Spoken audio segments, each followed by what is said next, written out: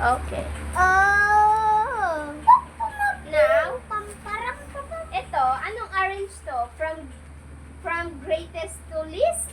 Nothing. Or from least to greatest? Okay, good job, Ron. From least to greatest. Kasi maliit yung nauuna. Ano? Gio, di ba maliit yung nauuna? Kasi 3 lang ito eh. Sino bang mas malaki? 3 or 10? 10. So, ang sabi dito, uunahin natin yung list or yung small amount of number pa. So, number 3 is the first one. Tama ba? Yes. Good job. Kasi tandaan ninyo makinig kay teacher Kasi, pag sinabi nilang may sasabihin somehow si teacher na, arrange the watermelon from greatest to least like that, Gio. When the teacher said, you arrange the greatest from the least one, which is one the first, the greatest to least, which one will be the first if you will arrange it? Will be 10 or 3 from greatest.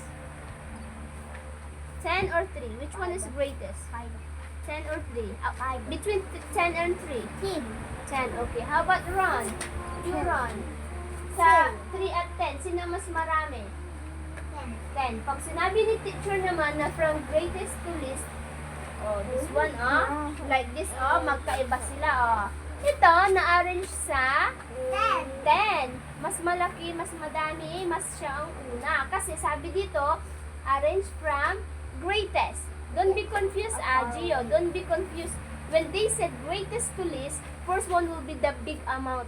The many one, that will be the greatest one. Pag marami, pag sinabi ni teacher sa inyo na, arrange this from greatest to least, uunahin ang greatest, mas marami muna ang uunahin. Ano? Pero pag sinabi namang list, magkaiba yan, pag sinabi naman from least to greatest, uunahin ang mas marami o mas konti? Mas marami o mas konti? Konti. Kasi ang sabi ni teacher, list muna ang nauuna. Okay, naiintindihan?